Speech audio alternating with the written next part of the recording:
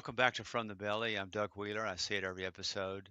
I'm the owner and operator of this small affair, and I'm really proud of the work that we get to do, that I get to do. We are in this is the 24th episode of this overarching theme of why not church, or maybe why church? And we'll see how far we go on this run, but I'm really grateful. I'm grateful every time I sit with somebody. I don't want to say I'm extra grateful, but I kind of want to say I'm extra grateful for who I get to talk to this morning. Because when we connected, we realized we had some touch points of familiarity with Walter Brueggemann, and that was special. But alongside of that, I've read a little bit of Stuart Higginbotham's work, the Reverend Dr. Stuart Higginbotham. And we're going to start with his most recent book, Bones of Light, Poems of Spiritual Imagination, which came out 2 years ago, 2024. And I've asked Stuart to choose a selection there that he would do a reading from his own book, so we get to hear what he wrote in his voice. And I will tell you, it's a beautiful, beautiful book. And we're going to talk about spiritual imagination today. That's going to be probably the running theme throughout just about everything that we talk about. And Stuart's an expert in that space. So, Stuart, the floor is yours. And by the way, just welcome to From the Belly. Thank you. This is it's such a treat to be here. Thank you for the invite, and I really look forward to the time that we have. So I will read this one called Illumination. This is a poem. But of the light we cannot speak fully, but we must try to open our mouths and wait for some word to fall short. Yet even that reach is rooted in you. I once saw my grandmother held by the sunlight, standing between two sheets while hanging clothes on a warm morning, an illumination, with her silhouette a faint shadow and a thing of beauty when she raised her arms as if to dance. I always go back to that piece with my grandmother, so thank you for the Thank chance you. to read that. Can you tell us a little bit about your grandmother? She was a still is. She is a fantastic soul. I grew up in a very small town in the Mississippi Delta on the Arkansas side. So I grew up 30 miles from the Greenville Bridge over in that southeastern corner of the state. And I grew up actually with all of my family. I sometimes laugh and say that my wife and I at the time were the only ones to kind of get out. We crossed the river and we headed east to go to grad school of two different sorts. My grandmother was an extraordinary soul. She kept a copy of the Bible, of course, as many grandparents do. And I remember I asked her one time what her favorite book of the Bible was. And without even hesitating, she said Ecclesiastes, which I thought was very curious, because I'd never heard any preacher as a child growing up the way I did. No one ever preached on that book. No one ever talked about it. So I asked her, well, why is that your favorite book? And she said, it just tells things the way that they are.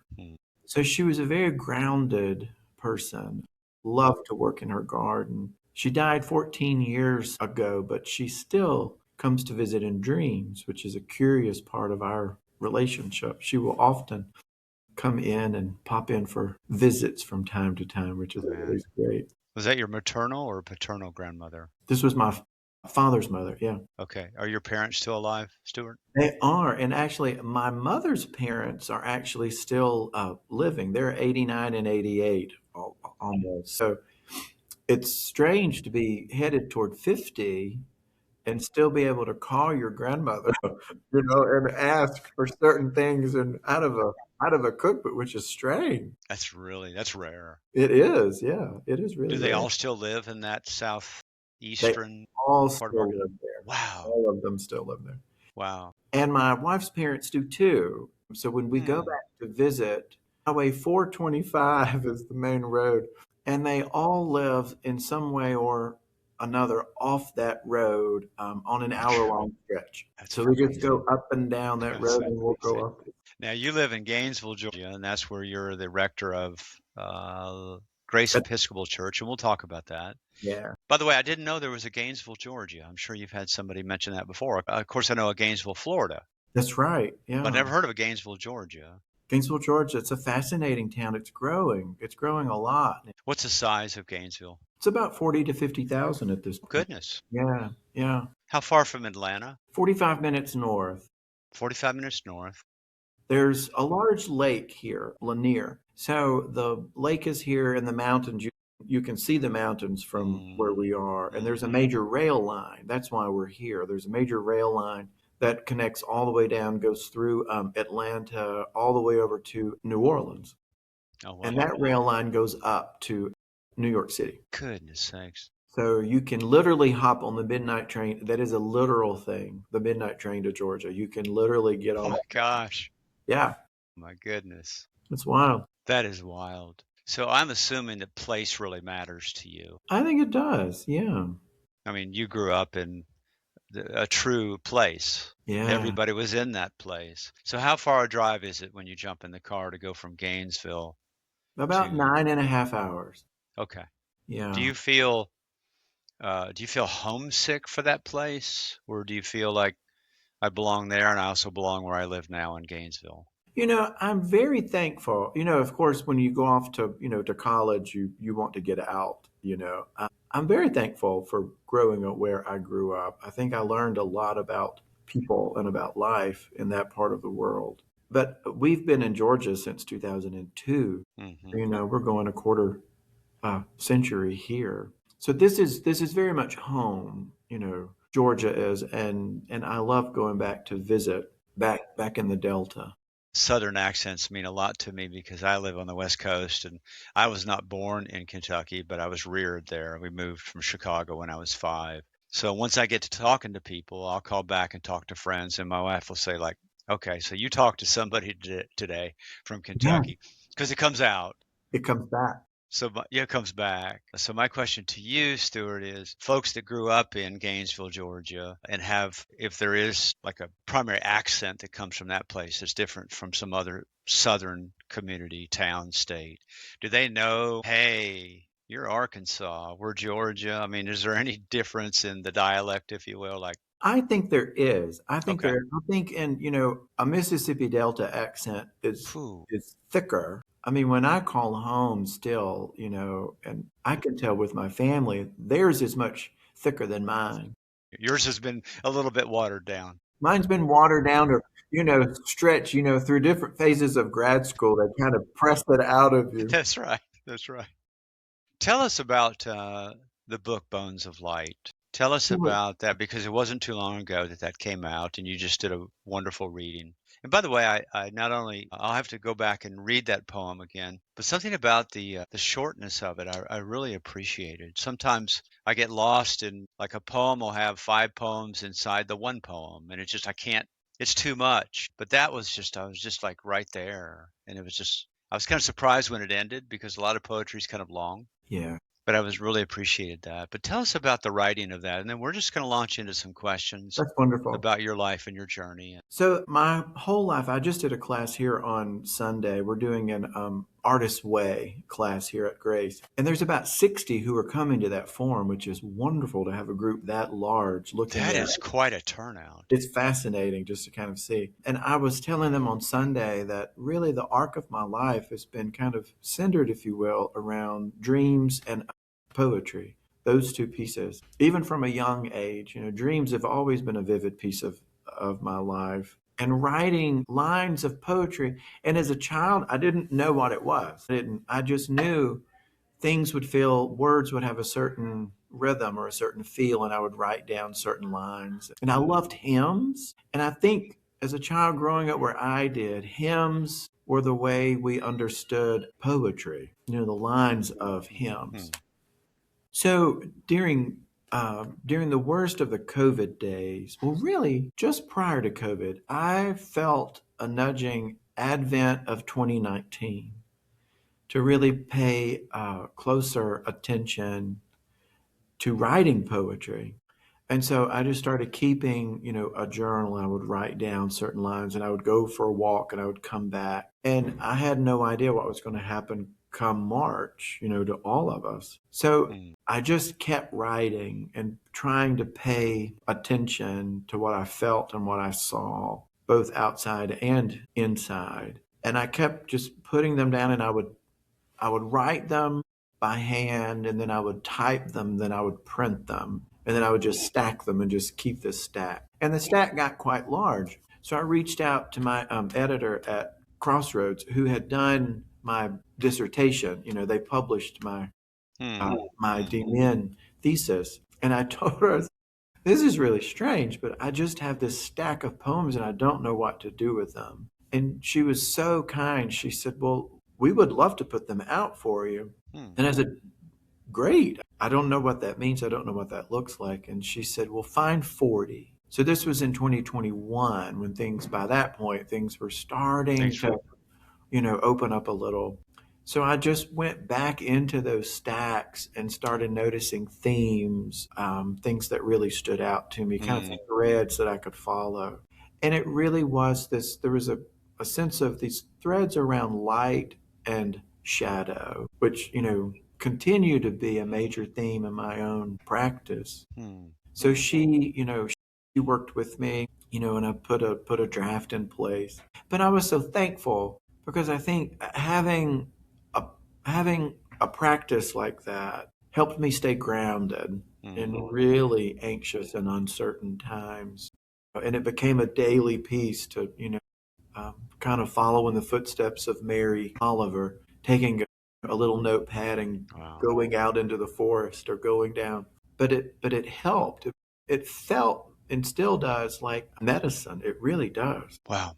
Wow. Yeah. So I was very glad, to be able to put them out, if for no other reason to be able to go back to them. And it sounds like that, and tell me if this is somewhat true or true, that COVID created a space, because it was an isolation. We were isolated in some ways to begin with, but one would kind of be forced. It forced me to do some inner work that I'm not sure I would have done if everything was active and I could get up and go places and whatever. But I was homebound, and it shifted the focus. And I'm sure that probably created some more space for you. I think it did. It very much felt like a crucible Yeah, time. yeah, And I still think, and from time to time at the parish, and with different circles of friends, it will come up. I still don't think that we have metabolized that what we all went through. I think we're still very reactive toward it and with it still. interesting. And the American way is just to move on, right? I mean, that's behind us, and we just move on. I think But so. And politically, it was just a leverage point, very, very unfortunately. And I kept doing Zoom calls with different friends, and there was a strange part of us that said, "I hope this lasts long enough that it could be transformative, but not so long that it's painful and harmful." That's a difficult needle the to different. thread. You know. Let me say a few things about your bio, just to kind of fill some things in. And then I have a next question for you. You are the current rector of Grace Episcopal Church in Gainesville. You have a particular passion for the intersection of poetry, spiritual imagination, and contemplative practices within congregational development. Stuart's broader work as a priest, retreat leader, and author is grounded in the Christian contemplative tradition. You've got some other books. It looks like there are two books prior to Bones of Light, all with Crossroads, it looks like, Yeah. as the publisher. Yeah. I love this last piece. He and his wife Lisa have one daughter, Evelyn. They grew up in southeastern Arkansas in the Mississippi Delta, as you talked about, with fried catfish, sweet tea, and mosquitoes the size of small birds. So true. It's so true. It is true. It is. That's amazing. That's just amazing. We had a few of those in Kentucky. Maybe they would fly up from where you grew up and end up in. But yeah, I know those creatures. Can you say more about? Earlier, you spoke about light and shadow. Yeah. Could you unpack that a bit for us? Sure. And I think part of that comes out of, my analysis the past few years, working with, kind of the Jungian circles, if you will, Mm, mm, which has been a big piece of my life. I do think there is a certain dynamic.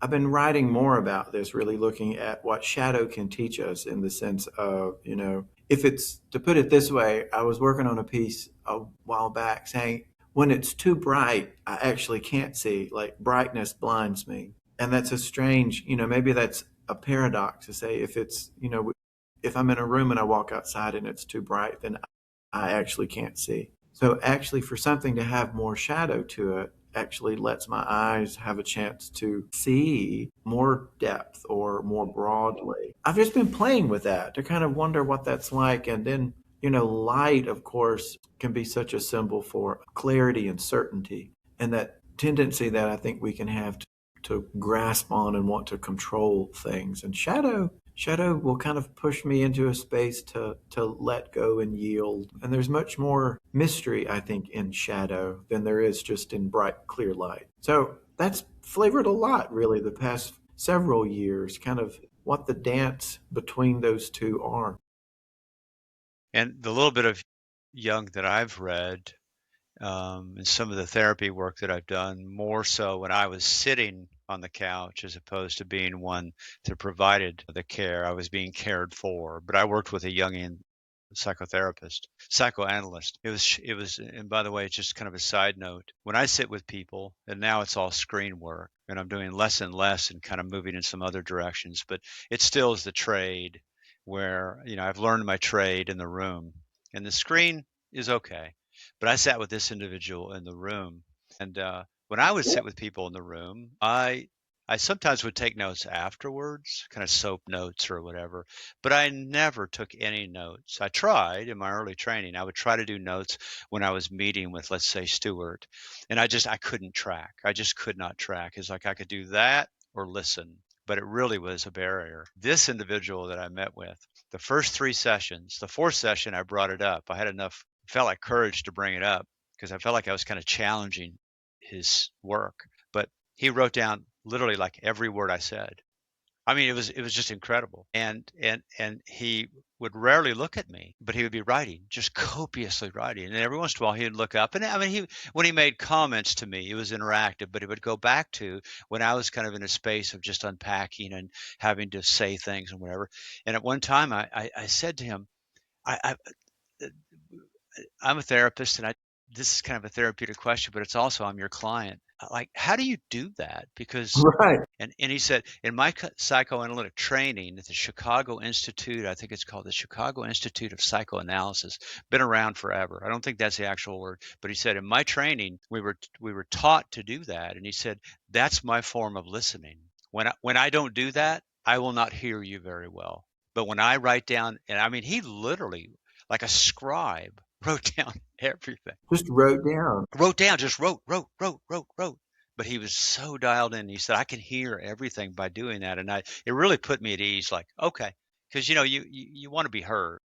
Yeah, yeah. Because then, I mean, you knew. Then I knew. Yeah. Mine does not write a note. Pete will wait and just watch, and he'll say, "Wait, wait, wait, Okay, that's right.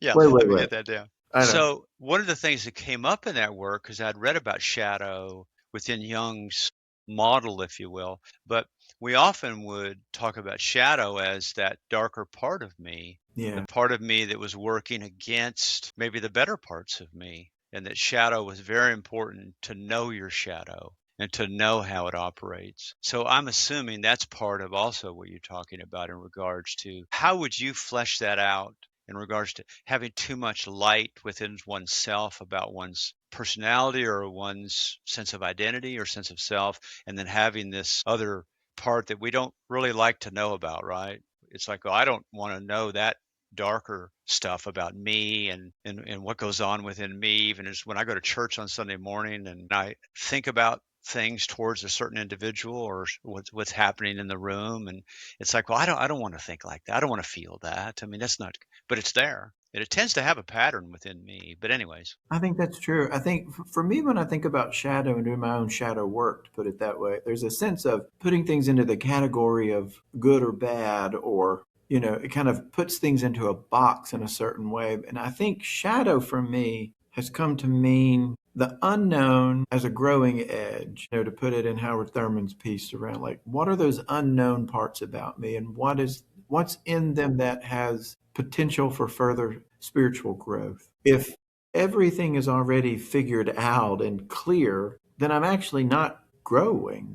I'm actually not, changing. And if I know everything and there's a sense of certainty, then I really question whether or not I'm trusting in that sense. For me, I think more and more the question of trust really does kind of swim more in a space of shadow, because if I don't know, then it's a sense of me being called to trust more and really, engage. If I think I have it all, figured out, it's not really a question of trust. Hmm. And So then I, true. then I think you can go on from there and just say, well, if I'm not trusting, I'm just kind of blindly going through things and things are road. And then I'm really not conscious at all, and then I'm just going through the motions without having any true or deeper engagement in my own spiritual life and developments. Shadow is a key piece of it for me, I think. And there is a dance between light and shadow that I keep being pulled back Hmm. into. To say there is a sense when part of me on some level wants to know, wants to have certainty and clarity. But then I have to check that part of myself, right? And say, well, what part of me is that wants to know? And why do I want to know? Is it because I want to control it? Yeah, to control. Yeah. And is it my kind of, egoic grasping mind? And where's that coming from? Yeah. When you were talking about this certainty, I couldn't help but think about Walter when he would talk about certitudes. Well, yeah. Certitudes. I had never heard of that word until I read it. And then when I talked to Walter, and somehow it would come up. Would you? And I think this fits into one of the questions that I wanted to ask you about who have been some of the most formative teachers in your life and in your studies. But maybe we could start with Walter. Yeah. Yeah, And you sure. can tell that story. And you told me a story of Walter being a key piece to calling Very, you into where you are now. But anyway, certitudes. very, very key Because you piece. were a student of Walter's. I was, yeah. I was very, very blessed to be. He was my Old Testament professor at Columbia Seminary, Goodness. which was wonderful. But of course, I didn't know him as Walter Brueggemann. I knew him as, Dr. Brueggemann, but growing up where I grew up in that part of the world, all of my family were Baptist, and I was pretty much the first one to go off to school. So going off, to seminary was a whole other level, and going off to seminary that was not Baptist was a whole other level.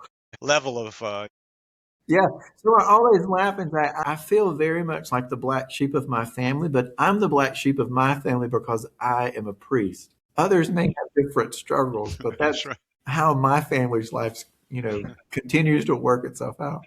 But yeah, so when I got to Columbia, I actually joined the Presbyterian Church at that point to kind of come under care and look at being ordained as a Presbyterian pastor. One of the things that Columbia did then, at least, was have a mid-course evaluation where you have a faculty panel and each student kind of writes a position paper or an essay. Then you have your faculty advisor and you have kind of a student advocate.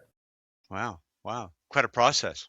Yeah, so it's you're half of the way in, you spend time, you write this, and then you send it in to them. So I wrote my piece that my ordination would be a sacrament. So I wrote it on the sacramental life because I was really drawn to that, the sense of tangible, grounded, embodied sacramental expressions. So when I sent it in and I went for my panel, the faculty on the panel said they pushed back and said, well, in the Presbyterian Church, ordination is not a sacrament. And I said, well, I understand that. I didn't grow up here. I'm trying to figure this out. I'm discerning this. And I really feel like for me it would be. So we kind of went back and forth, and they would, give me the reasons why it wouldn't be, and I would give them the reasons why I really felt like mine would be. So I didn't know where that left things. I really didn't.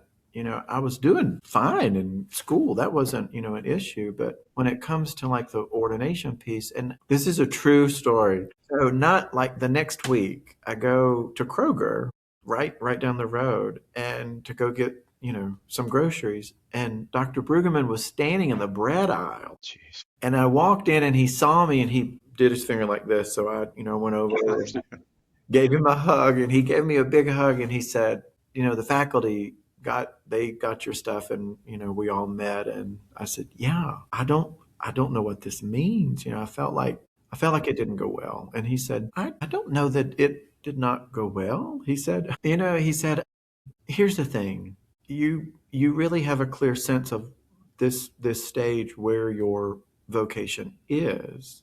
And because they had told me on the panel, they said, you're not reformed in any way. That's I know. I just sat there and went, well, what do I do? And they said, well, we're not sure yet what we do with you, but you don't fit here. but you're not, reformed in any way. So Dr. Brueggemann laughed and he said, you're actually Episcopal. He said, the heart of your theology is very incarnational. It's very sacramental. And I think, he said, what I would do is I would, encourage you to discern transferring to the diocese and looking at ordination in the Episcopal Church. And I And said, this is the bread aisle of working in Kroger. the bread aisle at Kroger. So we just stood there for the longest time in the bread aisle and he was I didn't have a lot of classes with him, but he was such a caring, deeply, deeply caring. And the fact that he knew my story, and flagged me over, gave me a big hug. I was wearing a red sweater and he loved red. He loved, the color red. And he said, I love red. Everything was right in that bread aisle, wasn't it? Everything was just right there.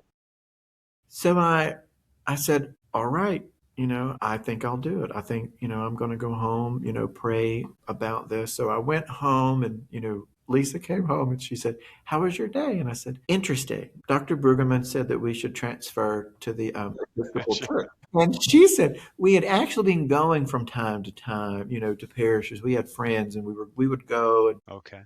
so when I told her that, she said, it's funny that he says that. I've been thinking the same thing. Oh, goodness. Yeah. So she and we talked about it and decided to make that shift. Wow. So he was the first one. And I always think about that. Yeah, you just think about how a bread aisle can change you. Right? I mean, there's so much in there. You can imagine if Kroger, I know they have, I don't know, what year was that, by the way? It would have been 2004. Okay, so they did carry wine. They had an alcohol section. I could imagine if right across from the bread aisle they had a bottle of wine. The two of you could have had communion. We really could have. And that would have been very sacramental for you. And I think Walter would have participated. Sacramental. Very much so. So how many years before had you been a student of his? Right then. Or was it at the same time? Mm-hmm, yeah. Okay. What was it like to be in class with Walter? I remember two different snippets. I was amazed at how much he knew, of course, just how much he knew and how much he could just give back. I remember he always in class, and at the first of the term, you were slightly terrified of him, because he would make this wonderful point, and then you would ask, and then he would look at you and say, do you want to come back at that? That's exactly. I was talking to Davis Hankin. Yeah, Davis. Davis said Davis was a great, yeah. He said the same exact thing. Same thing. Do you want to come back at that? And you're like, no, I don't. I just want to sit really still because I don't know what to do. So there was always that piece of it. But I think what he was doing, of course, was to, finding a way to empower us to be more engaging with those texts. And then the other piece of it that I always think of, and Davis might have said this too. Well, I was amazed that at the start of every class, he had written a poem. He had written a poem about the text that we were going to look at, the gospel of the day. There was some piece that he had written a poem, and he would read them, and then he would just kind of put them over to the side, and then he would move on. And I don't know who it was who finally asked him to gather those up, but that's where his book, All to Heaven, Rooted in Earth, came from. Was that I haven't read that one. Collection of his poems, Wow. His poem prayers. So I'm thankful for whoever it was who asked him, can we gather those up? Kind of like your stack of poetry. Just put them over here. Oh, yes. No, Davis is a wonderful soul to talk about, with Dr. Brueggemann, because he was, was very, very close with him. Well, yeah, we did our episode about 5 or 6 weeks ago. Yeah. And it was really beautiful. Yeah. It was really beautiful. Thank you. Those are just such special stories. A lot of folks that listen to this podcast are big Walter Brueggemann fans. So they always want to learn more about those special insider stories, if you will. There's one more story Oh, with him. please share, So please. the day Davis may have told you this too. The day that he had his retirement party, they hired a limousine to I come did. in. I don't Yeah, know so this one. they had his dinner. I remember, and several of the students, we were all kind of standing over on one part of the quad, and we were all going to wave, and they walked out, and he got in the limousine, and we're all standing there. We were cheering, and waving, and as he's driving off in the limousine, he rolls down the window and sticks his arm and said, "All those things I've said about social justice, throw them out the window." And it was the greatest. And we all just lost it I bet. as his driver took him off in his limousine. It was Wow. wonderful.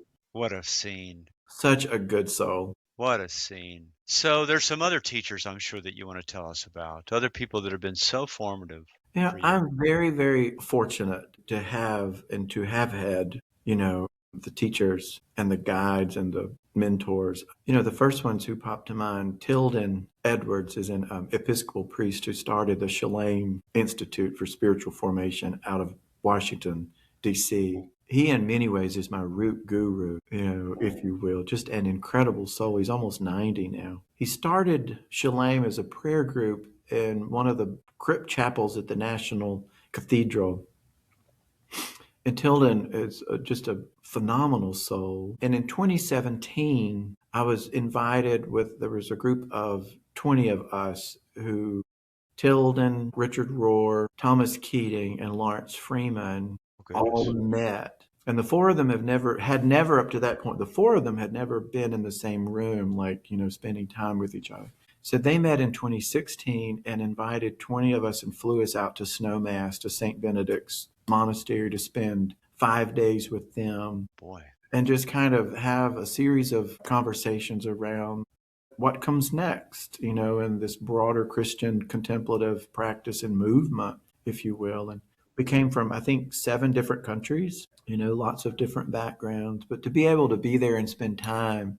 In that space.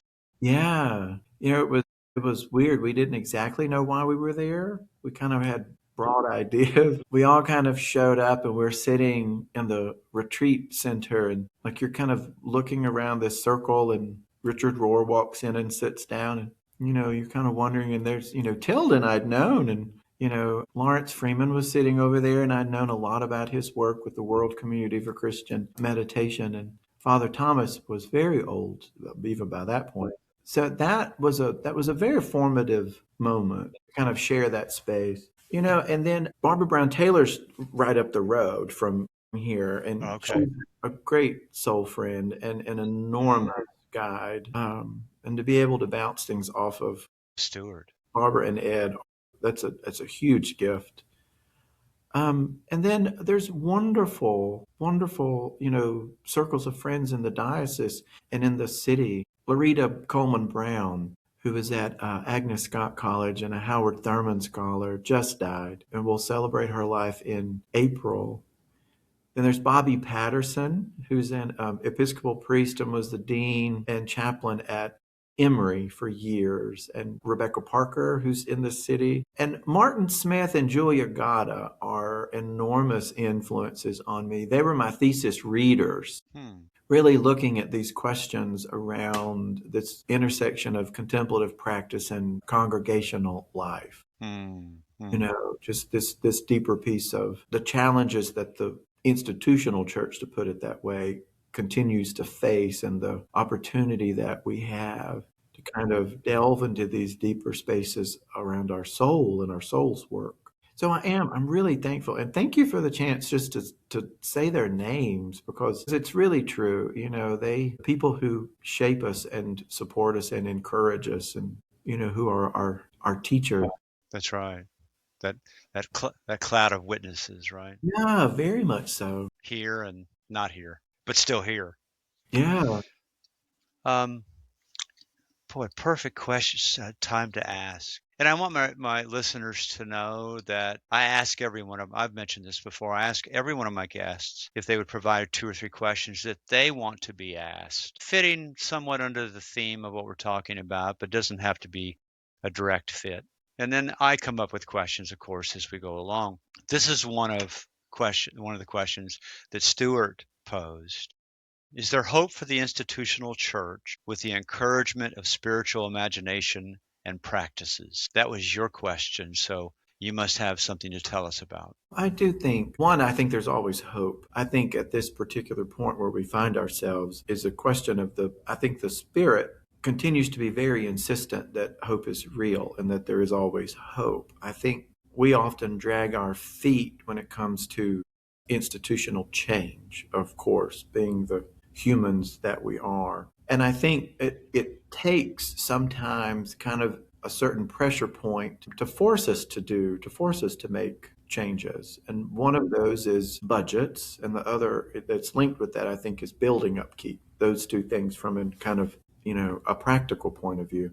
If you don't have the resources to keep your building up. And in a way, I'm thankful, strangely, perhaps, of the pressure that this is putting on us to actually think and act imaginatively, which goes back to the piece we said around trust. These are uncertain. They're shadow times in that sense of we don't have the sense of certainty that we once had. We can't coast. There's no more coasting. And there's no more assuming that kind of the social momentum or social norms are going to keep the quote church moving forward. That's all gone. What's left is an extraordinary season of intentionality and opportunity, I think. The people who are engaged are very intentionally engaged, much more so. And all of us are being called to the mat, as it were, to ask ourselves, how do we do this? How do we live? How do we pray? How do we practice in a very imaginative way? Mm-hmm, mm-hmm. How do we participate with the Spirit maybe in ways that we have not done? Stuart, you referenced, if we look in the rearview mirror, what used to be certain about church life, or maybe church in the context of the American culture, society. Can you flesh that out a little bit for somebody who, let's say, doesn't know much about the church's history, let's say since the early 1900s, we'll say?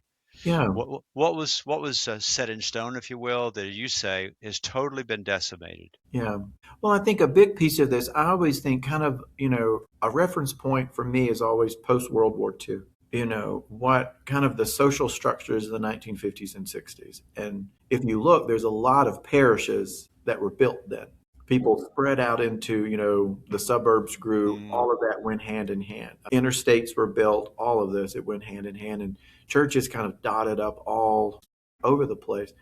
And you can never, I don't want to look back and second guess what people's motivations were. But I think there was a certain sense of where it was the socially expected thing to do to go to a certain church, to go to church. That's the piece that's gone, largely gone. And thanks be to God in that sense of, because I think where we're left now is, I think about, there's a wonderful clip you can find on YouTube of Thomas Merton, the last day of his life, when he's speaking to the group of religious there in Thailand. And one of the last things that he says, one of them is like, let's all go drink a Coke, which is funny. But the other one that he says is, it's time for all of us to stand on our own 2 feet. And what I get from that is a sense of each of us at this point is called to discern and ask ourselves what our own motivations are, and how are each of us called to participate with the Spirit and to do it collaboratively and honor each other's gifts and strengths. And that to me is a much more engaging and active participation than anything that came from just kind of coasting along on social expectations. So I'm thankful for that. It puts, certain pressures, but I think those pressures are actually healthy ones because, that's true. Yeah. So I think about that a lot, of course. I mean, almost 20 years into being a parish priest, I think back, and even in my time, how much that things have changed. Yeah. And so you've been an Episcopal priest in that vein for 20 years. 18. Okay. And then prior to that, I was 2 years as a hospice chaplain. Okay. Inpatient.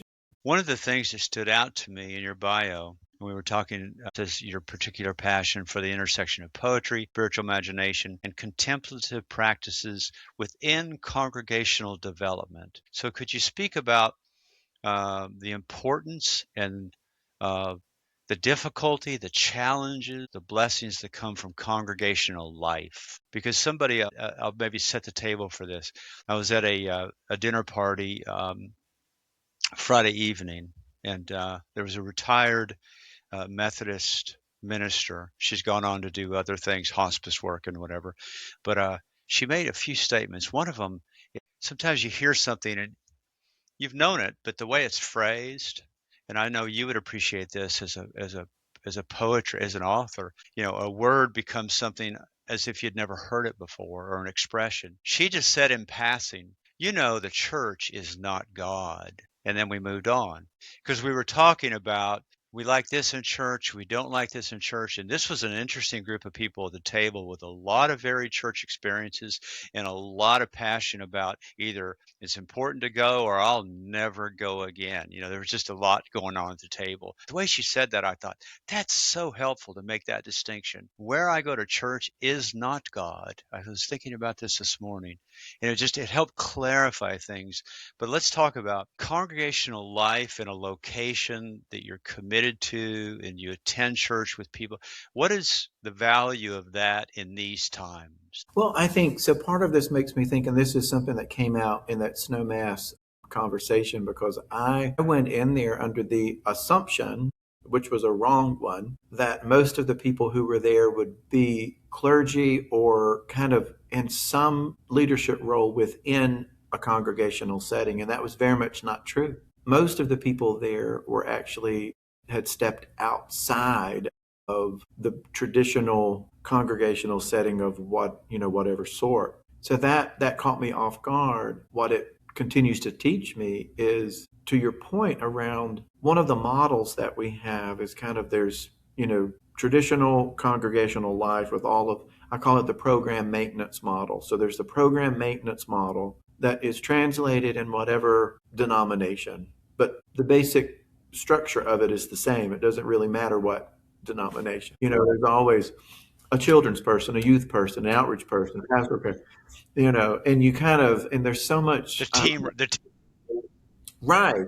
And it is. And so you put a lot of anxiety into, if this person's not going to be able to do it, who do we get to do that?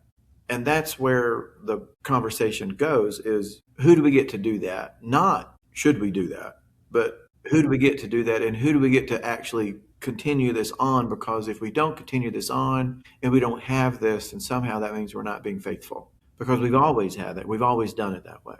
This sense of, and so then what kind of happens on the, contemplative practice side is that becomes another program, that's some part of like adult formation in that wing for people who were into that sort of thing. Yeah. And the people who were into that sort of thing, they're going to find that space and they'll go over there and they'll do whatever that they do. But those of us, we're over here, and everyone goes in these silos, and they don't actually, there's no cross communication and no kind of fruitful exchange of gifts. And then what you see in tense times and uncertain times is where you see the pinch point is with the budget. Because then when the budget starts to decrease, those silos actually feel like they are in competition with each other. Because if you only have so much in your budget and everyone is in a silo and they're fighting for their silo because they think their silo is the embodiment of faithfulness.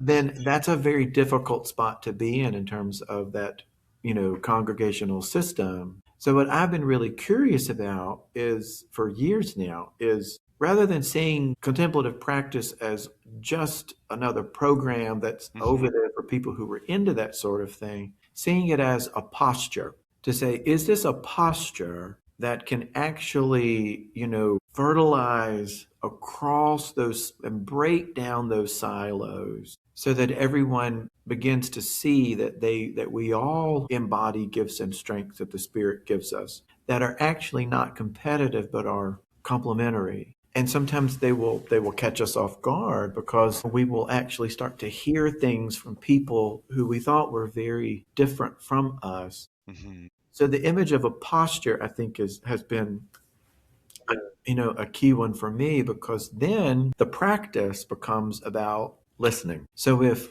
listening is a root practice, that as a root practice actually cuts across all of those silos to say, then that as a posture can actually make us nimble and receptive for intuitions of the spirit, ideas, trust goes back to this trust piece. What risks are we willing to take? And we find out that we're kind of all in the same space around asking ourselves, how do we faithfully embody and share our gifts within an intentional Christian community? And what does that look like to actually build each other up? So that it's That's moving it beautiful. away from that program maintenance model, I think, which is key, and really going back in many ways to ancient practices. Monasticism in its truest sense gives a template to do that, to say, what does community life look like? If somebody were to ask you, Stuart, they listened to what you just presented and they said, that sounds that sounds really good, and I'm drawn to that. Is it sounds like it's one of many different models of we'll call church growth. Yeah, And a parish or a church can select that. But there's other ones that are complementary. And I'm not trying to create challenges within models. I think what I'm getting at is, what if somebody says, somebody else speaks up in that conversation and says, no, actually, because of where the church sits today, at least in North America, this is critical. It's not just let's think about doing it as a church, but maybe not, because it's kind of like buying a car. Well, there's 5 or 6 or 7 or 8 different models that we can buy, and they're all kind of equal. It's kind of, you want this and you want this and you want these bells and whistles. But somewhere does it become like, no, because of where we sit right now in these times, especially with this Christian nationalism and all of this going on, and the declining church, right? The declining numbers in church and churches closing. So this becomes like critical. yeah. Would you say it is? I think it is. And here's, one very short but practical example. So in the Episcopal Church, the vestry has so many seats that the parish I was on a vestry one elects. time, so Yeah. yeah. So in the Presbyterian Church, you have the session. In the Baptist Church, you have the Board of Deacons. So whatever denomination, you're going to have some elected board. The canons of the church for us do not dictate what that is structured to be. It says you'll choose them, the parish will choose them. But what had happened over time is that program maintenance model had set in, and that parishes thought the norm or the expectation was that amongst those 12, one of them would be the children's person, one of them would be the youth person, one of them would be the outreach person. And so then future vestry elections, when those people's terms came due, instead of actually opening it up to do this deeper trusting, discernment, you went out and you would try to find, well, John, who's been our youth person for 3 years, is going to roll off. So we need to find another youth person. So the discernment became completely bound by the expectations of the rigid framework that we were trying to actually perpetuate. So I think what this, and to call it a posture, I think is key for me. I like that. What it actually enables us to do is to say, for this period of time, this is what we have discerned. And I think for me, where I can gauge the truth in it, my own trust in it, in the degree to which I'm willing to actually shift. So I've been here for 12 years, going on 13 years. And in my time here, the vestry itself and the committee structure has actually changed. So there's a nimbleness that can go into that to say, well, yes, this is what we needed for the past 4 years. But in trying to develop that posture of trust and receptivity, what the Spirit seems to be saying is that we can take a risk and step over here. So if that's my gauge within myself of how willing I am to actually participate, is if I'll let that go, So it's this constant emptying Oh, willingness to be able to say, yeah, that really worked well for 6 years, to have the group as a whole kind of form itself this way. And the temptation is, now we know how to do that. yeah. Now that's our Now new we know how program. to do that. So let's hold on. But the call, I think, is always that deeper trust piece around saying, and then of course, the practices are what actually help us strengthen that, to say, silence and stillness and solitude, those three foundational pieces? How do those actually strengthen those spiritual muscles that make us willing to let go of our own grasping Hmm. tendencies? Yes. So, but that's because, That's and so in a way, there is no sense of being an expert because it's constantly letting go, letting go, and constantly letting how go. do you trust? Of course, this is going to pinch some people who have a certain, temperament, but I think that's part of it, right? Sure, sure. I think that's part of it. Thank you. I've been reading Susan Beaumont's book, How to Lead When You Have No Idea Where You're Going. Right. It's And so true. yeah, and it's really all about what you just said. It's about this push. I don't think she uses the word. I love that because it just denotes a presence and an openness, a posture. Love that. But it's all about this discerning, listening. So appreciate you fleshing that out. And it's hard. I would say it's That hard. There's yeah, nothing about that that's easy. there's nothing about that that's easy. How can we have a few minutes left? Yeah. Thank you for being Oh, here, all Stuart. right. Thank you so much. Absolutely. How could spiritual imagination address the shortage of clergy the church is experiencing? And then the second question is, what are we missing or what are we being challenged to nurture? Those two questions kind of go together with the decline of clergy. I mean, it is a problem right now, isn't it? It is. It's really marked. It's a very, across denominations, I think this is an ongoing concern right now. I know, and having the chance to have conversations with younger clergy. I spent 2 years on the faculty at Candler School of Theology at Emory. That was a fascinating period. I stepped back from that because I wanted to do some deeper work within myself. But because what it raised for me was this sense of, I think the whole idea we have, or the whole way we approach call, is a curious one. Whether you have this kind of transfiguration moment or whether you were grasped by the ankle and dragged for 10 years, whichever it might be, it's like you still, like each of us, we're able to maybe not put our finger on a moment, but put our finger on the realness of that we felt an encounter.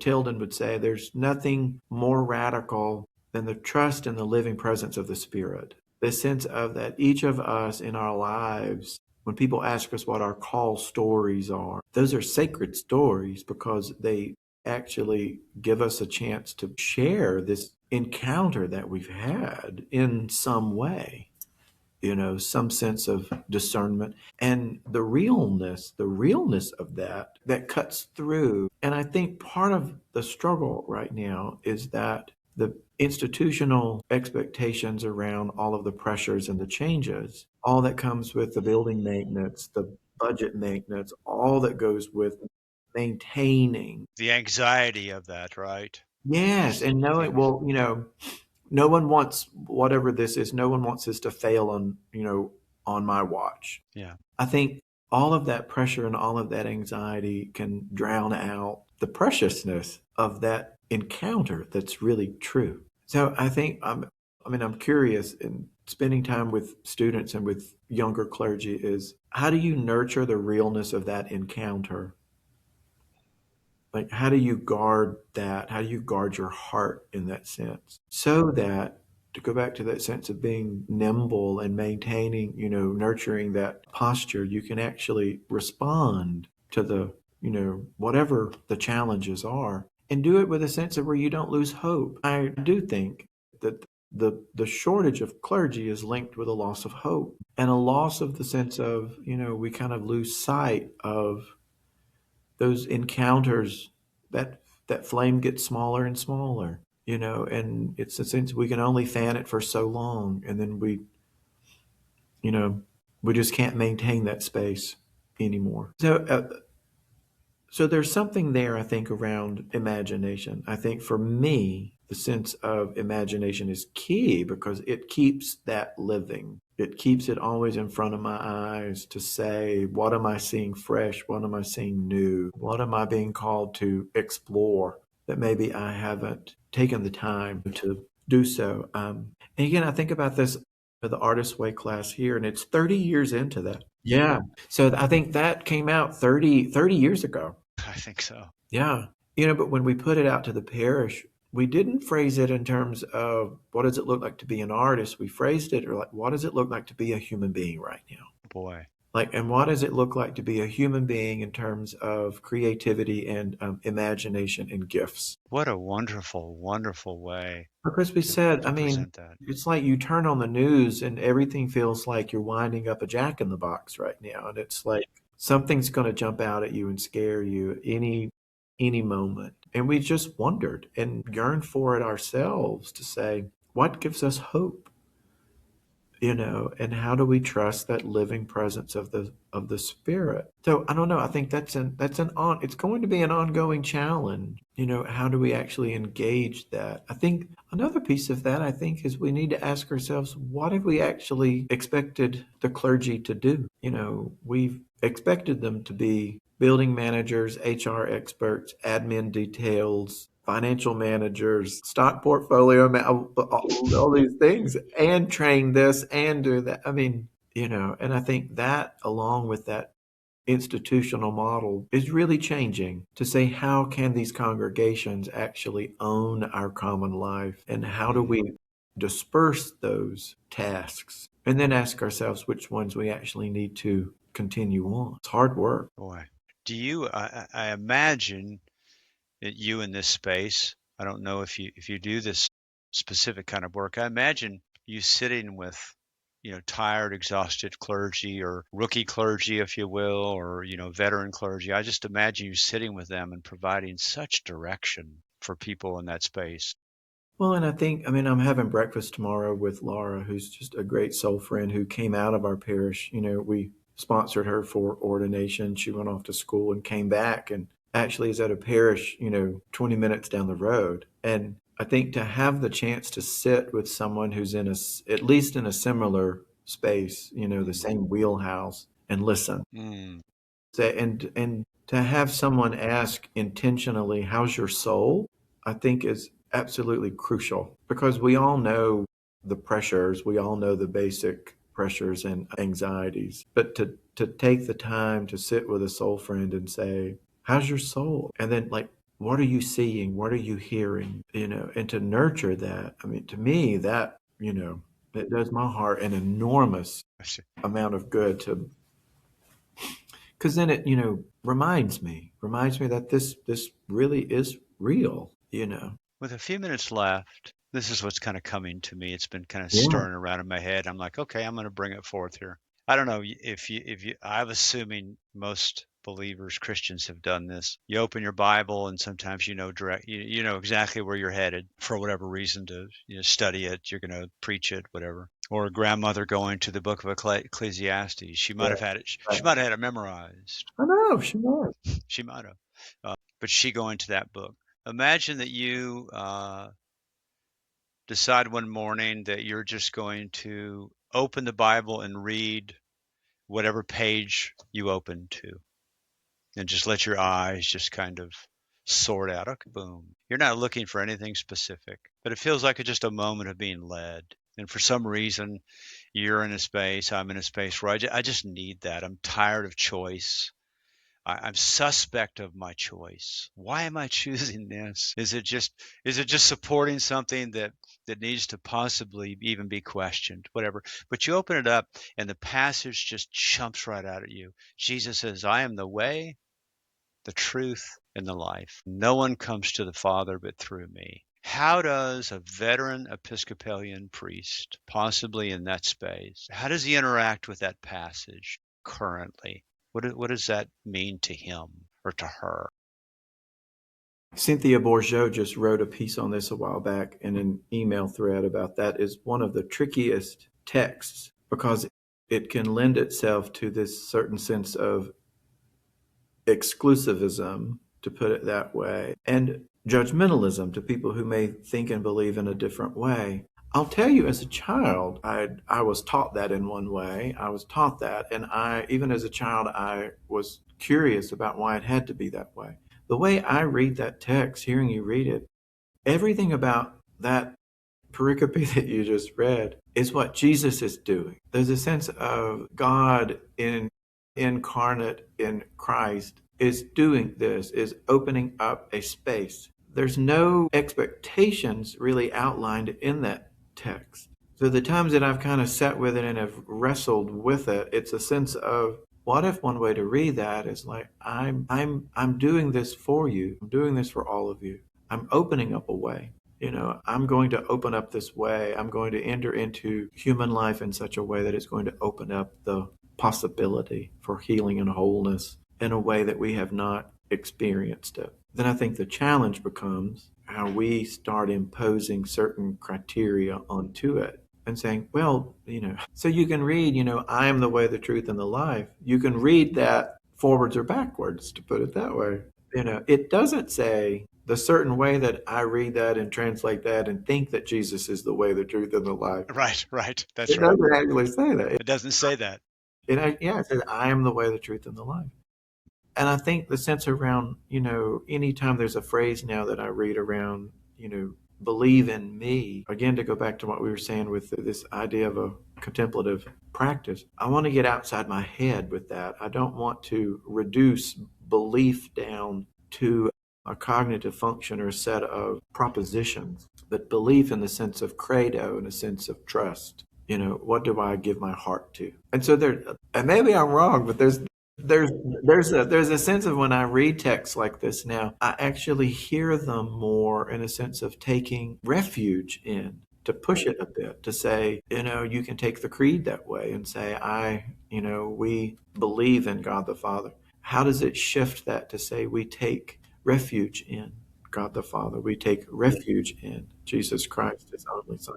So I don't know. I guess I'm in a space in my life where there's so much grasping and so much fear and anxiety driven reactivity that I'm always curious about where the open spaces are and why I often don't choose them.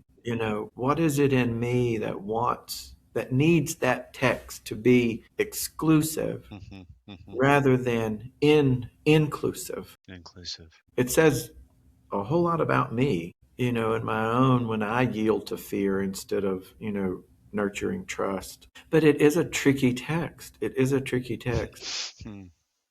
you read it and then it's like it's like when you read a certain books and there's not only just one footnote, there's like a string of them all up at the top. And then there's pages and pages of just endnotes. Right. And then all the books, if you will, that have been written, Yeah, about that verse, about or that. the implications of that verse. And I think, oh, the libraries that have been filled. Yeah. Is there anything else that you want to share with us today that's just been kind of bubbling around for you as we begin to close out and say goodbye to one another? Is there anything that you want I to? think this has been wonderful. Thank you for the chance to just spend time kind of pulling threads together, maybe in some cohesive way, because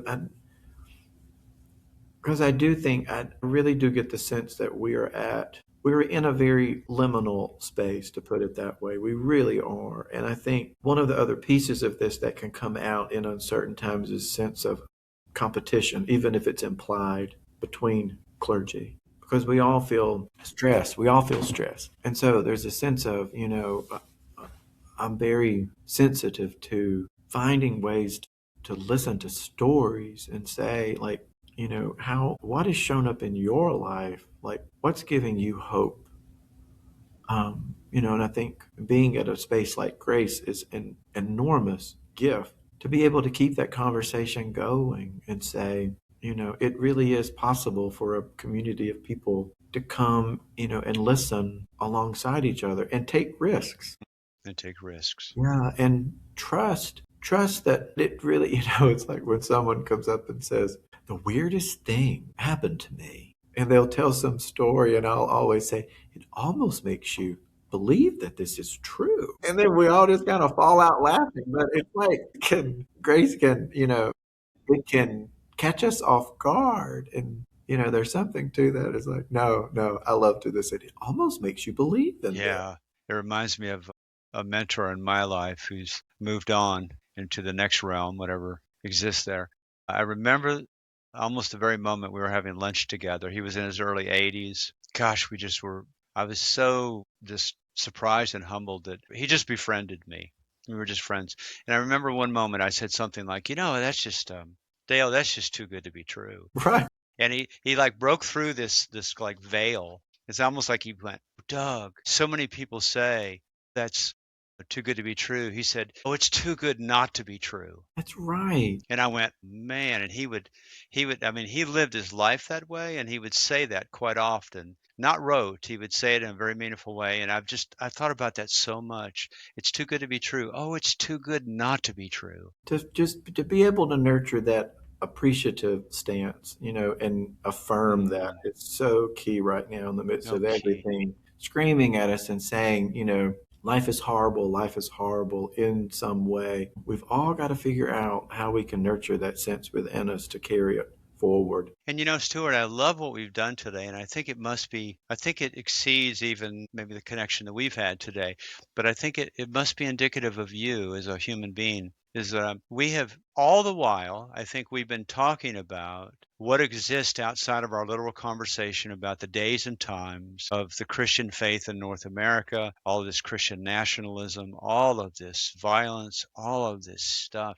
We never really specifically talked about it, but we did. Yeah, We talked about it, and I'm thinking about one of the things I've been thinking a lot about is just the simple concept and language of medicine and wound, medicine and wound, medicine and wound. And I think we've been talking about medicine. I know we've been talking about medicine today, yeah, but yeah, we clearly have had the greater wound that's surrounding us, all the political craziness that's going on. This has been, I'll tell everybody that we were set to go last Thursday, Stuart and I, and things. I'll tell everybody it was the craziest things, folks. The only other time I had a technical difficulty was I couldn't hear a guest and they couldn't hear me, so we actually had to fold that interview. Stuart showed up in my Riverside studio. I couldn't get in. I couldn't get into my own studio. I love it so much.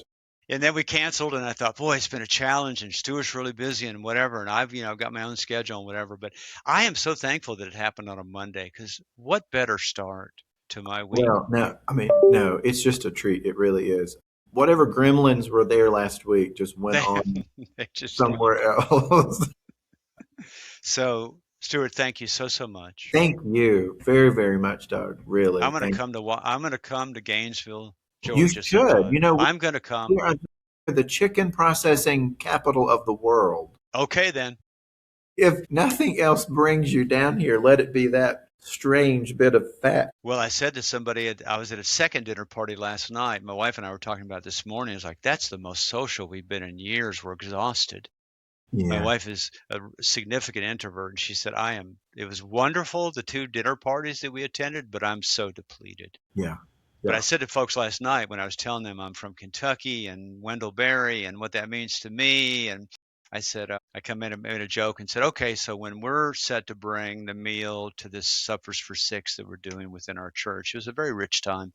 I said, I won't be bringing KFC chicken because that's the worst representation That's right. of the chicken that I've eaten. And then Exactly. somebody asked the best question, well, what's the best fried chicken, Doug, that you ever ate? And I had a great answer to it. It wasn't KFC. Well, But I well, want to come to the chicken, I the love it. national chicken, most Right? popular I love place it. in the world. I love it. I'm going to show up one day at Grace, and I'm just going to be sitting in a pew, and we'll catch each other's eye, and I'll definitely know who you are, and maybe you'll be like, I think I recognize that guy. Doug, That's Doug. I'm coming. I I'm love coming, Stuart. I'm coming. Bless you. Thank you. Hang it. with Thank me you. here. When I click off, we need to hang till everything uploads, Thank and you. then we'll be in. Thank you. Thank you. So blessed. Thank you.